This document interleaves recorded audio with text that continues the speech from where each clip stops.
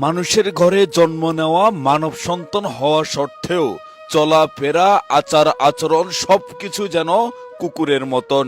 প্রিয় দর্শক, এমন একটি হৃদয় বিদারক এবং লোমহর্ষকর ঘটনা ঘটেছে আমাদের এই বাংলাদেশে। তো প্রিয় দর্শক, এই ঘটনাটি কোথায় এবং কেন এই সন্তানটি এরকম আচরণ করছে এ বিষয়ে বিস্তারিত জানলে আপনিও অবাক হবেন। আশা করি সম্পূর্ণ ভিডিও জুড়ে আমার সাথে থাকবেন। আসসালামু আলাইকুম। ওয়ালাইকুম সালাম। ভালো আছেন আপনি? জি আছে ভালো। তো ভাই, এই যে আপনার ছেলে তো এটা, জি আপনার আপন ছেলে তো? জি আপন ছেলে। তো এই আপনার এই ছেলে যে যে এই 14 গ্রাম থেকে সে চাঁদপুরে কিভাবে গেল?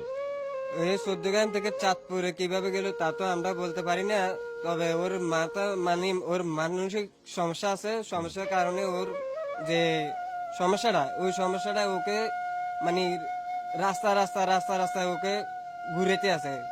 ওই যে মনে করেন যে গত বাড়ি হলে যে আবার ফিরে যে ঘরে আসবে, ওর এই দামাকটা ওর কাছে আইয়ে না, আসেও না।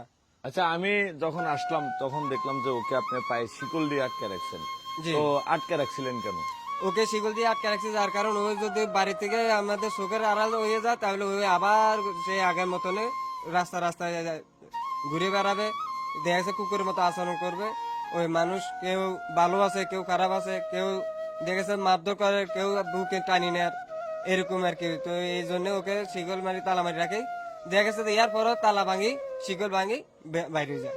এই যে ধরেন আপনার ছেলে যে রাস্তাঘাটে চলে যায়, একজন মানুষ হয়ে কুকুরের মতো আচরণ করে, বিড়ালের মতো আচরণ করে বা অদ্ভুত আচরণ করে, আপনার বাবা হিসাবে যখন এগুলো দেখেন তখন আপনার কাছে খারাপ লাগে?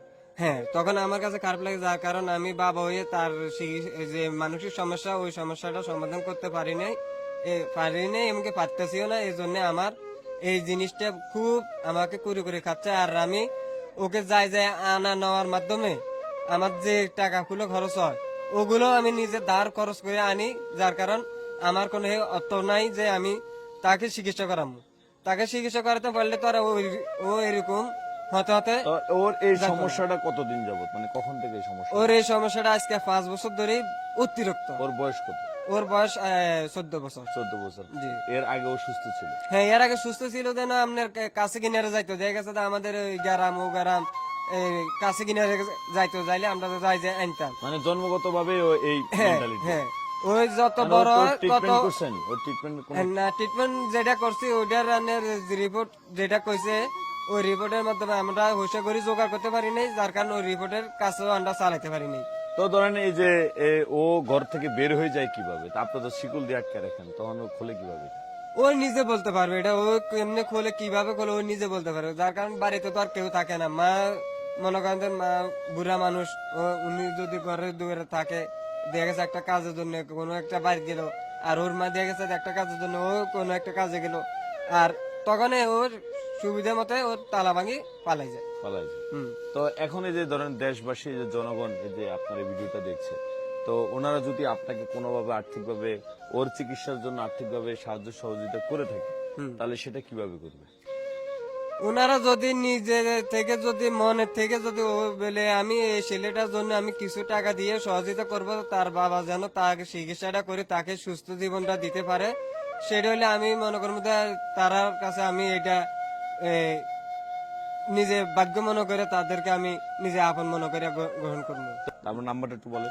018 35 39 82 93। আবার একটু বলেন। 018 35 39 82 93। তো প্রিয় দর্শক, আসলে আপনারা চাইলে কিন্তু এই অসহায় এই যে সুস্থ, মানে ও এখন সুস্থ কিন্তু ও কুকুরের মতো আচরণ করে, বিড়ালের মতো আচরণ করে, জানি না রাব্বুল আলামিন ওর ভিতরে কি এমন ব্যাধি দিচ্ছেন যে কারণে আসলে সে সবকিছু জেনে শুনে বুঝেও সে পরিপাটি থাকতে পারে না। তো আসলে এর জন্য প্রপার ট্রিটমেন্ট দরকার, সঠিক চিকিৎসা দরকার। তো চিকিৎসা যে করবে এই অসহায় পরিবারের দ্বারা আসলে এটা সম্ভব না। তো সবকিছু মিলে প্রিয় দর্শক, আপনারা চাইলে কিন্তু এই অসহায় পরিবারের পাশে দাঁড়াতে পারেন।